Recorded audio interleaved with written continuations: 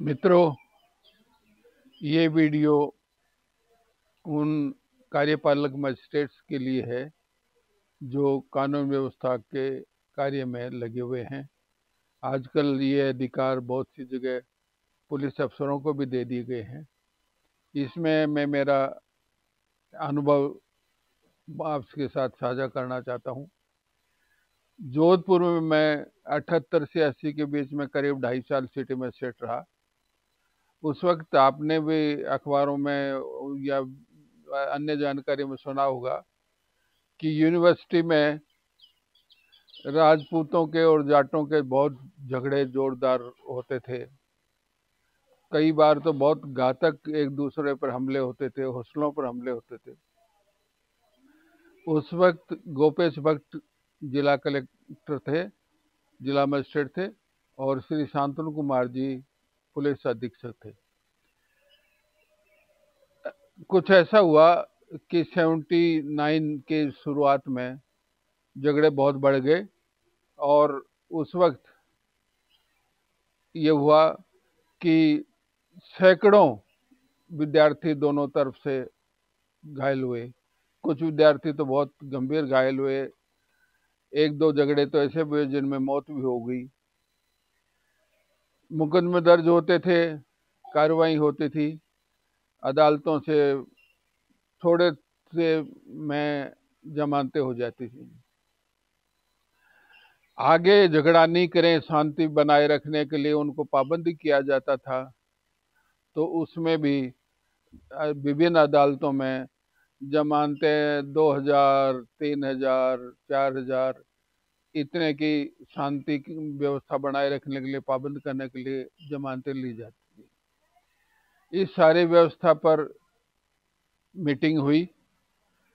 जिला कलेक्टर, जिला एसपी, मैं और एडिशनल एसपी बुरमल जैन, ये सब बैठे और ये विचार हुआ कि ऐसा क्या किया जाए कि जो मुकदमे दर्ज होते हैं, विद्यार्थियों का जीवन उनमें करियर आगे बर्बाद हो जाता है। गंभीर धाराओं में मुकदमे दर्ज होते हैं, उनको नौकरी मिलना भी संभव नहीं होता। ऐसा क्या किया जाए जिससे इनका जीवन भी खराब नहीं हो और झगड़े भी खत्म हो जाएं। बाद विचार विमर्श ये तय हुआ कि इन विद्यार्थियों को, जो झगड़ालू हैं, उनको छांटा जाए। पूरी यूनिवर्सिटी में उनकी सूची बनाई जाए दोनों तरफ की, और उनसे भारी जमानतें ली जाए जिससे वो आइंदा झगड़ा करने से डरें और उनके लिए जल्दी से कोई जमानत देने नहीं आवे। जब 2-5 हज़ार की जमानत, जब सीआरपीसी का 1973 में संशोधन हुआ, उस वक्त से रिवाज था 500, 1,000, 200, 2,000, अधिकतम 5,000 की जमानतें लिया करते थे और इन जमानतों का कोई असर नहीं होता था। तो जिला प्रशासन ने एकजुट होकर पुलिसों के साथ मिलके ये जब किया तो दोनों तरफ के विद्यार्थियों के 40-40 व्यक्ति छांटे गए और उन 40-40 के जो इस्तगा से, उस वक्त ये धारा 107 होती थी। धारा 107 में शांति व्यवस्था बनाए रखने के लिए पाबंद किया जाता था। अब ये नई संहिता में धारा जो है ये 126 हो गई है। तो 40-40 इस्तगा से दोनों तरफ के आए। हमने उनके गिरफ्तारी वारंट जारी किए और उनको जब लाया गया तो उससे पहले मैंने बार एसोसिएशन की जोधपुर में मीटिंग बुलाई और उनको ये कहा कि वो सहयोग करें। तो सब ये तैयार थे कि साहब यूनिवर्सिटी में शांति होनी चाहिए। 4-5 हज़ार विद्यार्थी यूनिवर्सिटी में पढ़ते हैं और उनका सबका करियर बर्बाद हो रहा है। हम पूरा सहयोग देने के लिए तैयार हैं। मकतूर मल सिंह भी बार काउंसिल के अध्यक्ष थे उस वक्त और उनके लड़के सुप्रीम कोर्ट के जज भी रहे। तब हमने ये रणनीति बनाई कि इतनी भारी जमानतें मांगी जाएं कि आसानी से कोई जमानत देने के लिए आए नहीं, और आए तो विद्यार्थियों पर मानसिक दबाव बने और आइंदा आपस में झगड़े नहीं करें। दोनों तरफ के 40-40 विद्यार्थियों से हमने 20-20 हजार की 2-2 जमानतें मांगी। जब जमानत देने के लिए आए तो वकील लोग भी हम सहयोग कर रहे थे, वो उन्होंने भी बहुत बखेड़ा नहीं किया। 20-20 हजार की जमानतें सुनते ही जामीन कोई तैयार नहीं हुए। एक दो बार कोई आए, लड़के लोग कह के लाए उनको कि दो मेरी जमानत देनी है, वो सोचे 2-4 हजार की जमानत होगी, चलो दे देते हैं। जब हमने उनको बताया कि 20-20 हजार की 2 जमानतें लानी होंगी, तो एक दो आदमी को मैंने कहा क्या करते हो, बोले साहब मेरा पेट्रोल पंप है। मैंने कहा तेरा पेट्रोल पंप बिक जाएगा, क्योंकि ये लड़के झगड़े रोज करेंगे और तेरे जो है 2 जमानत लाओगे 40,000 रुपये चले जाएंगे। उस वक्त में आप कल्पना करें 40,000 बहुत होते थे। जब 1,000-2,000 की जमानतें लेते थे उस वक्त 40,000 बहुत होते थे। आपको सुन के आश्चर्य हुआ कि इसका लाभ ये हुआ कि जो सारी यूनिवर्सिटी बर्बाद थी, झगड़े झगड़े रोग घातक हमले होते थे, उसमें ये जमानतें लेने से आपको सुन के आश्चर्य होगा कि 40 इधर के और 40 इधर के लड़के और 20-22 दिन सेंट्रल जेल में जोधपुर में रहे। जमानत देने को लोग राजी नहीं होते थे, और चूंकि दोनों तरफ के बराबर के लड़कों की जमानतें मांगी गई थी, इसलिए उनको प्रशासन से कोई गहरी शिकायत भी नहीं हुई।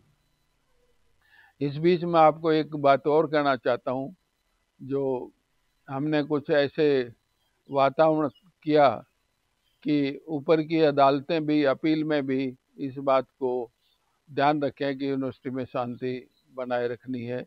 ये कुछ बताने की बातें नहीं है, लेकिन कल्पना करिए कि इस तरह सब तरह से हमने आग्रह किया सहयोग का, तो सहयोग उच्च अदालतों से भी मिला। हाई कोर्ट जहाँ है वहाँ 80 लड़के धारा 107 में शांति व्यवस्था बनाए रखने के लिए और 22 दिन बंद रहे, और उसका नतीजा ये हुआ कि उनके बच्चों के माँ बाप को जो पता चला तो उन्होंने आके और उनको धमकाया, समझाया। और मैंने भी जेल में उनकी पेशी जेल में लेते थे, जेल में उनको समझाते रहे कि भाई तुम्हारा जीवन बर्बाद हो जाएगा, आपस में गंभीर रूप से घायल भी हो गए हो, कोई फायदा नहीं है। उसका लाभ ये मिला कि आपको सुन के आश्चर्य होगा कि करीब 8-10 साल तक की तो मेरी जानकारी है, सन 79 में जमानतें ली गई थी और करीब 10 साल यूनिवर्सिटी का वातावरण बहुत शांतिपूर्ण चला। ये रिकॉर्ड पर है, मैं कोई अतिशयोक्ति नहीं कह रहा हूँ। और इसमें जिला magistrate Gopesh Bhatt, superintendent police Shantanu Kumar जो बाद में डीजी बने, इन सब का और बार काउंसिल का हमको सहयोग मिला, लोगों का सहयोग मिला। और वो लड़के भी इस बात से बहुत खुश थे कि उनका जीवन बर्बाद होने से बच गया। आईपीसी के तहत जो गंभीर मुकदमे दर्ज होते थे उनसे उनका करियर बर्बाद हो जाता था, लेकिन शांति व्यवस्था में पाबंदी से कोई ऐसी बात नहीं होती है जो उनको सर्विस लगने में कोई झंझट हो। तो कार्यपालक मजिस्ट्रेट जितने भी हैं उनके लिए मैं मेरा अनुभव साझा करता हूँ। आगे कुछ मौके ऐसे भी आए जो कुछ लोग पागल नहीं थे, लेकिन पागल का बहाना करके और हैंडपंप पर नंगे होकर एक ट्रांसपेरेंट तौलिया बांध के नहाते थे। 2-3 जगह ऐसा हुआ। उनकी हमको पता लगा ये पागल नहीं है, तो उनकी जमानतें और भी भारी ली गई। उनकी तो बाद में बढ़ा के लाखों तक पहुंच गई, और उसका नतीजा ये हुआ वो सब जो नकली पागल बनते थे वो शरीफ हो गए और वो शिकायतें आनी मौलों से बंद हो गई। तो ये जो कानून बने हैं, इन कानून का सार्थक रूप से पालना करने के लिए मेरा एक सफल अनुभव है। जो मेरे अकेले का नहीं है, ये क्रेडिट सबकी है, पूरे जिला प्रशासन की। ये मामला जोधपुर का है। मैं सोचा आपसे साझा करूं। आप सबने जिन्होंने सुना उन सबको बहुत बहुत धन्यवाद, आभार।